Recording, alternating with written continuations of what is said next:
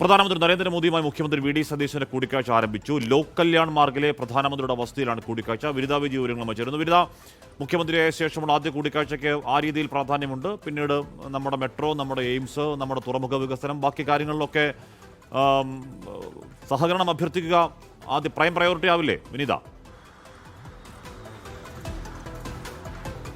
ഉറപ്പായും ഹാഷ്മി, അങ്ങനെ തന്നെയാണ്. ഞാനിപ്പോൾ നിൽക്കുന്നത് പ്രധാനമന്ത്രിയുടെ വസതിക്ക് മുൻപിലാണ്. ലോക് കല്യാൺ മാർഗിലെ പ്രധാനമന്ത്രിയുടെ വസതിയാണ് എനിക്ക് പിന്നിലായി കാണാൻ കഴിയുന്നത്.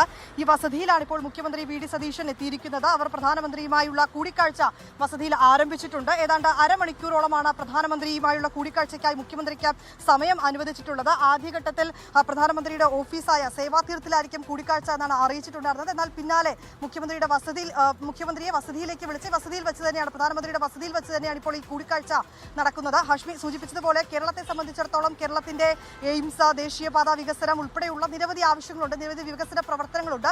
അതൊക്കെ തന്നെ ഈ കൂടിക്കാഴ്ചയിൽ ചർച്ചയായേക്കും. കേരളത്തിന്റെ വികസനത്തിനൊപ്പം തന്നെ കേന്ദ്രത്തിന്റെ പദ്ധതികളും ആ പദ്ധതികളുടെ നടത്തിപ്പ് ഉൾപ്പെടെയുള്ള കാര്യങ്ങളും ഈ കൂടിക്കാഴ്ചയിൽ ചർച്ചയാകും. മുഖ്യമന്ത്രിയായി വി ഡി സതീശൻ സത്യപ്രതിജ്ഞ ചെയ്തപ്പോൾ പ്രധാനമന്ത്രി തന്നെ അദ്ദേഹത്തെ അഭിനന്ദിച്ച ഒരു കാര്യം കൂടിയുണ്ട്. അതിന് പിന്നാലെയുള്ള ഔദ്യോഗിക കൂടിക്കാഴ്ചയാണ് ഇപ്പോൾ ഇവിടെ നടക്കുന്നത്. ഒരു സൗഹാർദ്ദപരമായിട്ടുള്ള ഒരു കൂടിക്കാഴ്ചയാണെങ്കിലും സംസ്ഥാനത്തിന്റെ വികസനം ഉൾപ്പെടെയുള്ള കാര്യങ്ങളൊക്കെ ഈ കൂടിക്കാഴ്ചയിൽ ചർച്ചയാകുമെന്നുള്ളത് ഉറപ്പാണ്. കേരളത്തിന് ഇതിനോടകം തന്നെ എയിംസ് ഉൾപ്പെടെയുള്ള നിരവധി വികസന പദ്ധതികൾ ഉൾപ്പെടെയുള്ള കാര്യങ്ങൾ കേരളം മുന്നോട്ട് വെച്ചിട്ടുണ്ടായിരുന്നു. കേന്ദ്രത്തിന്റെ നിലപാടൊക്കെ അതിന് ഏത് തരത്തിലാണ് മുന്നോട്ട് പോയെന്നൊക്കെ നമ്മൾ കണ്ടതാണ്. ആ പശ്ചാത്തലത്തിൽ കൂടിയാണ് ഈ കൂടിക്കാഴ്ച എന്നുള്ളതാണ്. സൗഹൃദപരമായിട്ടുള്ള ഒരു കൂടിക്കാഴ്ചയാണെങ്കിലും സംസ്ഥാനത്തിന്റെ വികസനവും ഒപ്പം തന്നെ കേന്ദ്ര പദ്ധതികളുടെ നടത്തിപ്പും കൂടിക്കാഴ്ചയിൽ ചർച്ചയാകുമെന്നുള്ളത് ഉറപ്പാണ്. രാവിലെയാണ് പ്രധാനമന്ത്രിയുമായുള്ള കൂടിക്കാഴ്ച. ആ കൂടിക്കാഴ്ചയാണ് ഇപ്പോൾ പുരോഗമിക്കുന്നത്. 11:15 സമയം അനുവദിച്ചിട്ടുണ്ടായിരുന്നത്.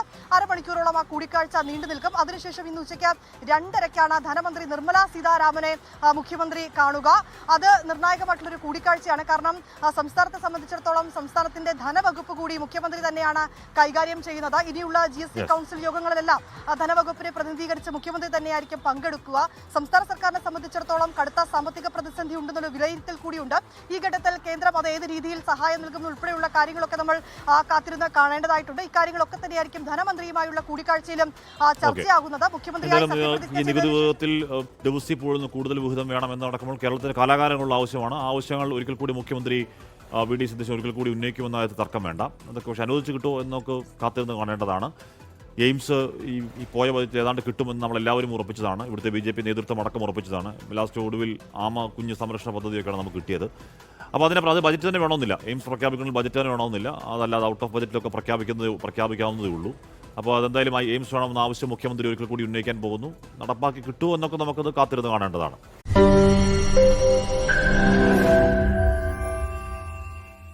ലോകത്തെവിടെയായാലും ഏത് സമയത്തും 24 വാർത്തകളും ഓഗ്മെന്റഡ് റിയാലിറ്റി പാക്കേജുകളും എക്സ്പ്ലെയിനറുകളും വിശദമായി കാണാൻ ഞങ്ങളുടെ YouTube ചാനൽ നിങ്ങൾക്ക് സബ്സ്ക്രൈബ് ചെയ്യാം.